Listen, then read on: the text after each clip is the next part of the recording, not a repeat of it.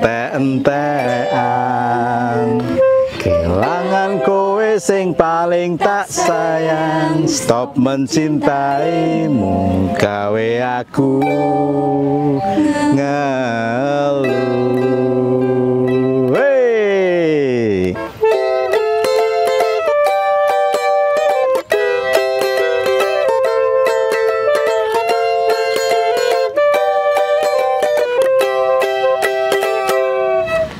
Suwe ora jamu godhong rambutan.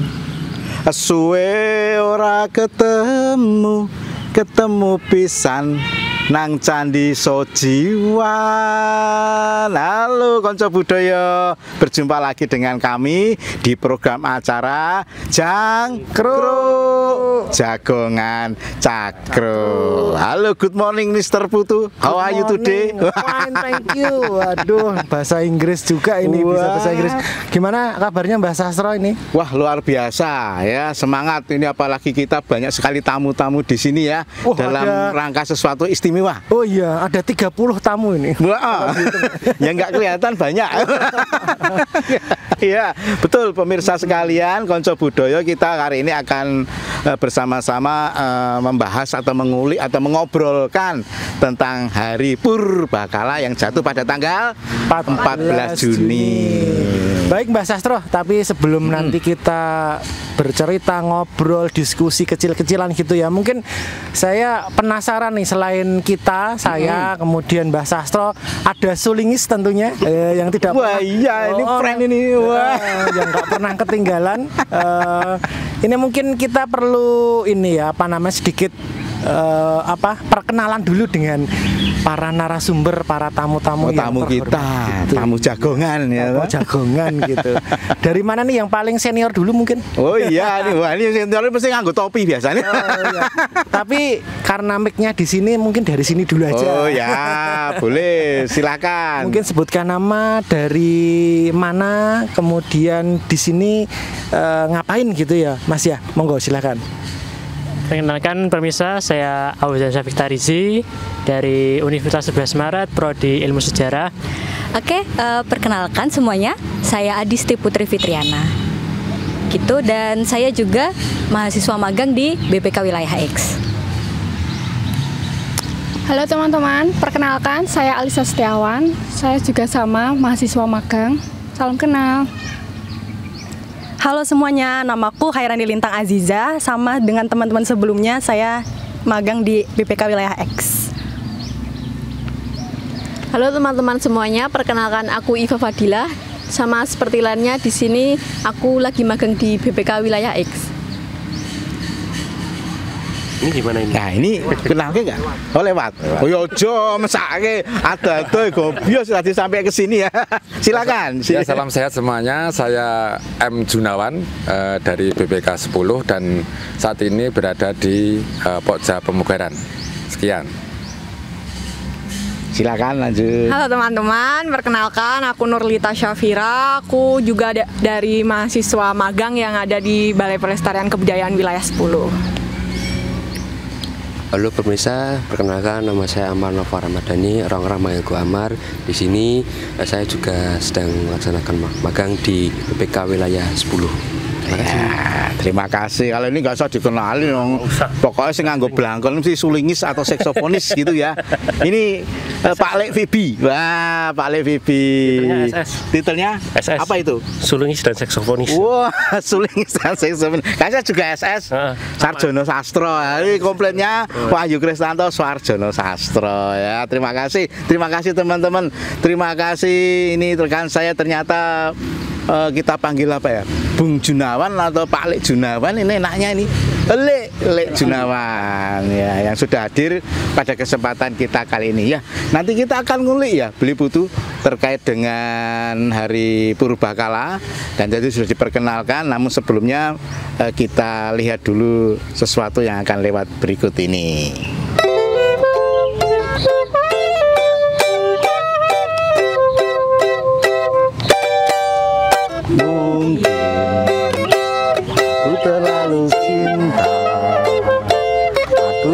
selalu sayang anti rakroso dilarani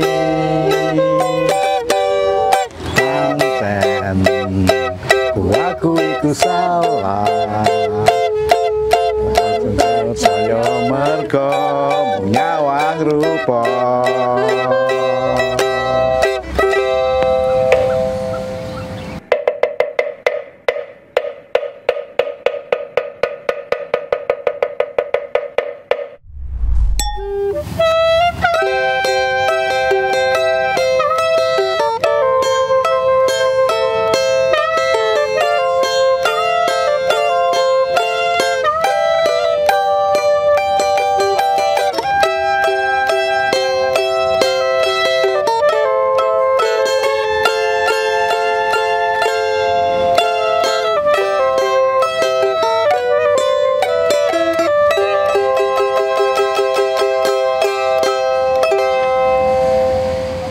Ya, baik, ini Mbah Sastro, ini kita tiba saatnya untuk sesi ngobrol-ngobrolnya ya, jagongannya ya. Nah, ini kita sudah ada yang sudah pegang mic, Lek Junawan. Nah, Lek Junawan tadi dalam perkenalannya dari Pokja Pemugaran. Selama ini kalau misalnya Lek Jun sudah pernah memugar di mana-mana, artinya di wilayah kerja BPK wilayah 10, mayoritas atau sebagian besar itu yang dipugar apa saja, Lek Jun? Ya, mungkin sebagian besar masyarakat tahunya itu kalau memugar candi ya. Ya. Itu ternyata di pemugaran itu juga menangani permasalahan-permasalahan bangunan-bangunan kolonial ataupun bangunan-bangunan peribadatan yang memang itu bangunan itu yang masih terus berlangsung untuk dimanfaatkan ruangnya gitu ya. Ini jadi di sini kita harus benar-benar mengakomodasi dari pihak pemohon ataupun pemilik dari bangunan tersebut. Kadangkala misalnya bangunan kolonial seperti itu, si pemohon ini memerlukan untuk aktivitas yang sesuai dengan aktivitas kekinian. Tentunya ini kita juga harus mengakomodasi dengan tidak meninggalkan dari nilai penting dan prinsip pemugaran. Ini yang memang benar-benar butuh komunikasi yang baik, kemudian juga perlu kajian ya, tentunya kajian sehingga nanti dalam penanganan ini tidak yang jelas tidak mengurangi begitu banyak nilai penting dari bangunan tersebut. Ini yang saat ini sedang permasalahan-permasalahan ataupun kebutuhan-kebutuhan yang berkembang seperti itu, Mas Abdul. Jadi memugar itu tidak hanya candi ya, karena memang kita juga tentunya juga punya banyak candi yang kita terus adakan pemugaran ya, tapi ada pemugaran-pemugaran yang lain ya. Tadi contohnya tentang bangunan kolonial ya, Lek Jun. Nah, ini yang saya cermati tadi ada semacam mempertahankan nilai penting dalam bangunan. Nah, ini mungkin Lek Jun bisa mencontohkan ya, misalnya nilai penting dalam bangunan kolonial, sebut saja seperti itu apa, dan mungkin nilai penting ini diwujudkan dengan apa, itu Lek Jun. Ya, nilai penting kolonial ini tentunya nanti yang namanya nilai penting kan tentunya ada nilai penting masa lalu, kemudian ada nilai penting saat ini, dan nilai penting yang akan datang ya. Jadi untuk menentukan ataupun merumuskan nilai penting itu harus tiga aspek itu yang harus dipenuhi. Misalnya kalau bangunan kolonial itu nanti terkait dengan kesejarahannya, kesejarahannya itu seperti apa, kemudian untuk masa kininya itu bisa dimanfaatkan untuk apa, kemudian secara arsitekturnya itu juga kita juga harus mengetahui masing-masing atribut untuk lebih detailnya. Kalau kolonial tadi kan tentunya ada arsitektur secara luas, kemudian juga ada arsitektur detailnya ataupun atribut-atributnya itu yang tentunya nanti masing-masing memiliki nilai penting. Contoh misalnya ada bangunan kolonial itu ada yang namanya pintu krepyak ya, kalau sekarang kan jalusi namanya. Itu tentunya kita juga saat itu pada waktu penciptaan arsitek ataupun pembangun itu memiliki fungsi untuk menangkap udara untuk sirkulasi udara, kemudian juga untuk pencahayaannya dapat. Ini jadi yang harus dimaknai bahwa bangunan kolonial itu memiliki nilai penting hemat energi. Ini yang untuk masa kini ini sebenarnya harus bisa ditangkap secara bijaksana bahwa kalau kita membangun ataupun kita akan merencanakan sesuatu, tentunya bagaimana kita bisa menciptakan suatu bangunan yang hemat energi.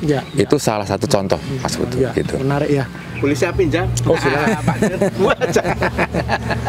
Ya, tentunya ini hal yang menarik, tidak terkalahkan atau tidak bisa terlepas ya dengan peristiwa berdirinya sebuah lembaga purbakala pada waktu itu yang tentunya sudah berupaya untuk mencatat, menarasikan, bahkan ada yang memugar pula ya. Nah, ke Bung Fibi ini mungkin akan sedikit lebih tahu sedikit saja bagaimana sih lahirnya sebuah lembaga hari purbakala itu ya, artinya terbentuknya sebuah lembaga purbakala di tanah air kita. Ya, terbentuknya lembaga purbakala di tanah air kita tidak lepas dari penjajahan kolonial Belanda ya. Dari tahun 1778 Belanda itu sudah membentuk satu organisasi namanya Batavias Genootschap van Kundig en Wetenschappen di Jakarta ya, yang sekarang dikenal dengan Museum Nasional ya. Nah itu mengkoleksi beberapa benda-benda purbakala, kemudian diinventarisir dan sebagainya, yang kemudian di tahun 1885 itu karena tidak puas kan membentuk suatu Eiserman itu membentuk suatu badan juga, tapi lebih ke swasta ya, peneliti independen seperti itu, namanya Archeologische Vereniging atau perkumpulan orang-orang arkeolog seperti itu. Nah itu juga membahas tentang barang-barang peninggalan purbakala. Banyaknya barang-barang peninggalan purbakala yang terutama di Yogyakarta dan Jawa Tengah itu muncul juga akhirnya di tahun 1913. Eiserman itu kan dapat laporan. Ini loh banyak barang-barang purbakala di Yogyakarta dan DIY Jawa Tengah gitu. Akhirnya dikumpulkan, kemudian dibentuklah suatu jawatan purbakala yang seperti sekarang kita kenal dengan Balai Pelestarian Kebudayaan ya. Itu sebelumnya namanya Oudheid Kundig Dienst atau jawatan purbakala ya. Oudheid Kundig gitu. Dienstnya itu jawatan, Oudheid Kundig itu artinya purbakala seperti itu. Nah itulah yang menyebabkan sampai sekarang benda-benda purbakala dilindungi. Terus ada lagi satu lagi dari situ juga akhirnya gimana sih caranya biar benda-benda purbakala itu benar-benar dilindungi, maka dibuatlah peraturan perundang-undangan yang kala itu disebut dengan Monumenten Ordonansi ya. Monumenten Ordonansi itu yang sekarang menjadi dasar dari Undang-Undang Cagar Budaya. Nah kira-kira seperti itu ya, kita bisa melihat di seluruh hampir di Jawa Tengah dan perbatasan Jawa Tengah dengan DIY itu banyak sekali benda-benda cagar budaya. Makanya Belanda itu ya punya istilahnya tergerak ya untuk bisa melestarikan itu. Makanya dibentuklah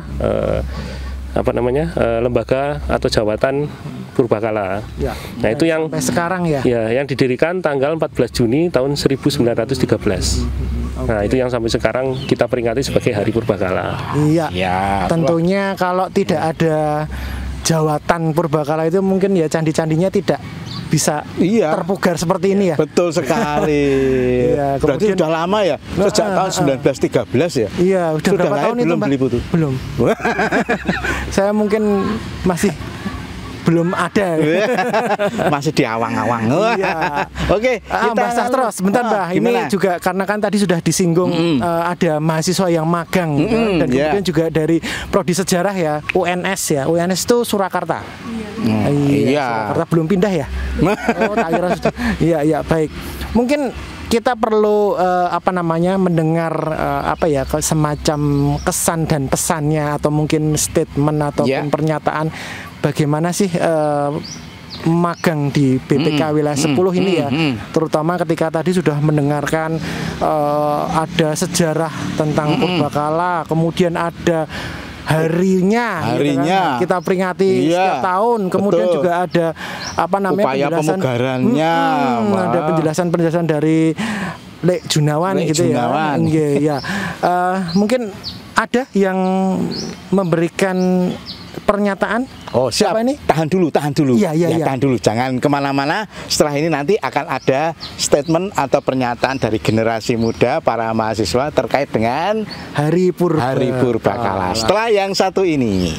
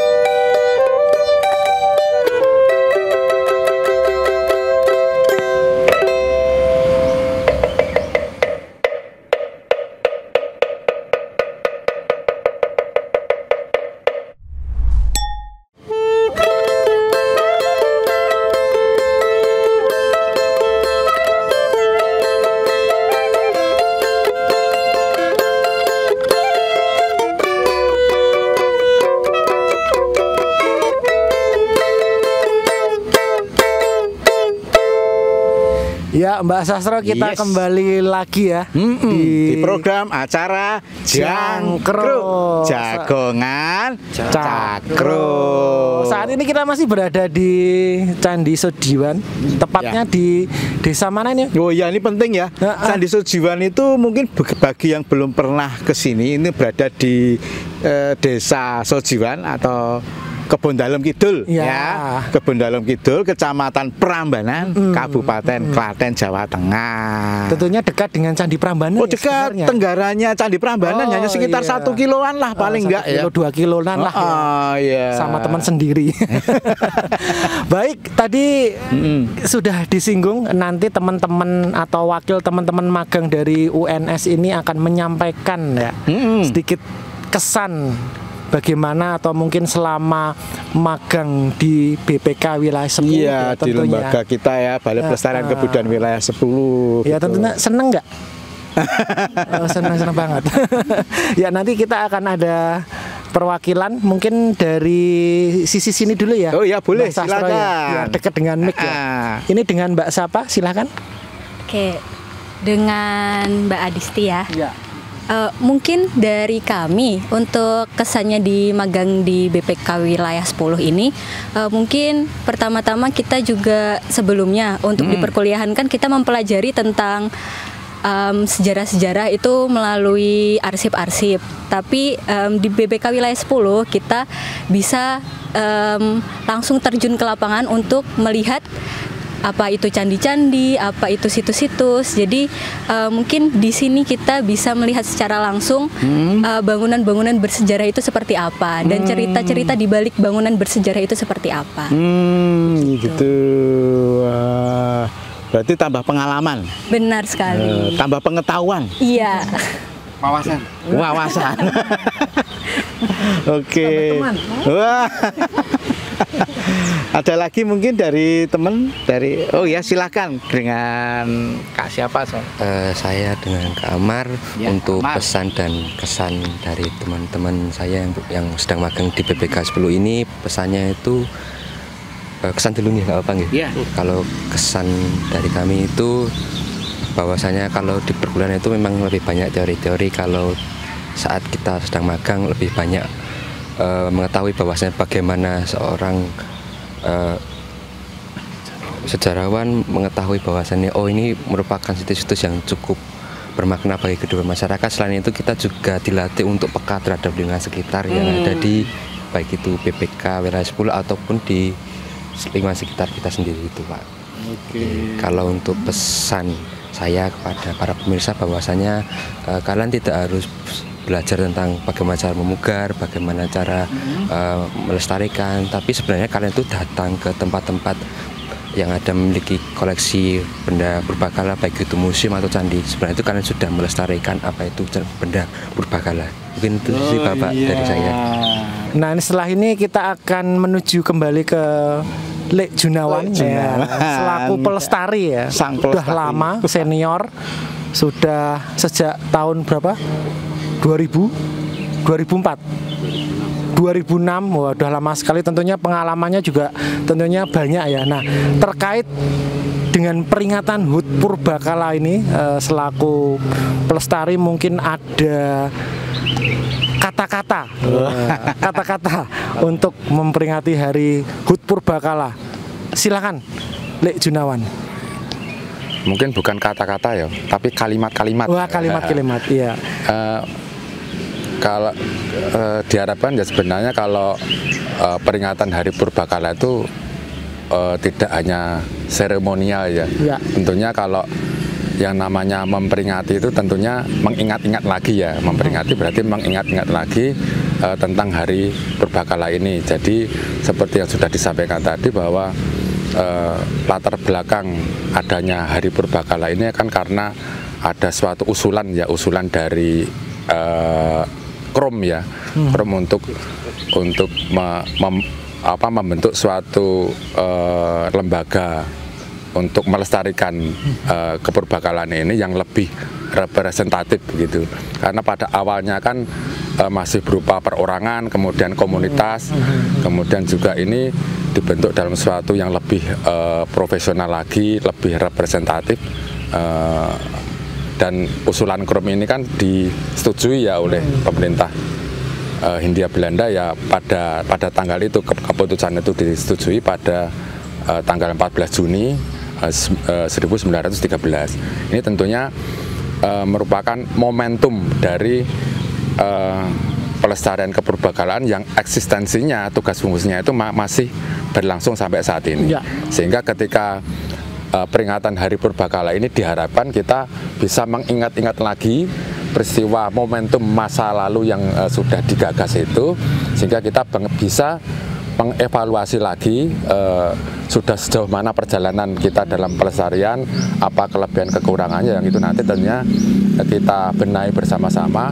Karena pada perkembangannya saat ini memang banyak lagi permasalahan ataupun pertimbangan-pertimbangan yang perlu untuk didiskusikan secara bersama-sama, seperti itu. Luar biasa sekali ya. Pernyataan dari Lek Junawan ternyata tidak kata-kata, tapi kalimat demi kalimat yang tersusun menjadi sebuah pernyataan. Dan juga tersusun menjadi sebuah hasil mahakarya pemugaran bangunan Candi Sojiwan. Pada intinya dalam memperingati HUT Purbakala ini kita juga introspeksi ya, harus berintrospeksi kekurangan kita, kelebihan kita, kemudian mungkin juga harus selalu memperbarui ilmu ya dalam melestarikan cagar budaya. Begitu ya Mas Sastro ya? Iya betul, apalagi tadi disampaikan oleh generasi muda, apa yang disampaikan, nggak pelestarian itu mudah, ayo kita kunjungi ya, kunjungi warisan budaya, kunjungi cagar budaya peninggalan masa purbakala. Setelah kunjungi tentu ikut bersama melindungi dan melestarikan. Iya. Kalau mengunjungi boleh motret-motret ya, boleh foto-foto? Ya boleh, bangga ya kita punya warisan budaya kayak gini. Nah ini ngomong-ngomong tentang Sojiwan ini juga hasil pemugaran juga ya Pak Jun ya. Ya, sejak zaman Belanda juga bahkan sudah diinventarisasi ya. Zaman Belanda, zaman kemerdekaan jadilah seperti ini. Jadi sudah berdiri seperti itu hasil karya pemugaran. Hasil karya pemugaran ya. Sempat kena bencana juga ya, gempa. Pernah ya? Dulu tahun 2026 tuh mugar baru 2006 itu mugar baru sampai sebelum atap, terus gempa meruntuh, bugar lagi 2011 baru jadi seperti sekarang. Gitu. Pak atau Mbah Sastro, tadi ada pernyataan dari wakil dari generasi muda. Nah ini terkait dengan Candi Sojiwan ini, adakah semacam apa ya, impresi gitu ya, atau apa ya itu? Iya, jadi semacam apresiasi ya, apresiasi dari generasi muda terkait dari Candi Sojiwan. Karena Sojiwan itu menariknya tuh ada kisah-kisah cerita itu loh, beliau tuh ya, cerita-cerita binatang di bagian kaki candi. Kalau nggak percaya datang sendiri ke sini yang menyaksikan ya. Dan salah satunya mungkin akan diceritakan oleh teman-teman kita dari mahasiswa ini. Semuanya akan bercerita? Semuanya, iya. Nanti akan cerita satu-satu, ada cerita kera dan buaya, monyet dan garu, monyet dan banyak buaya sekali juga. nanti nggak selesai sampai sore nanti Mbak. Oh iya. Mungkin perwakilan satu perwakilan. saja ya. Oke, Iya. boleh. Siapa ya? Oh iya. Wes, tak serahkan mic-nya dulu. Silahkan. Ya. Kenalan dulu ya. Sudah tadi.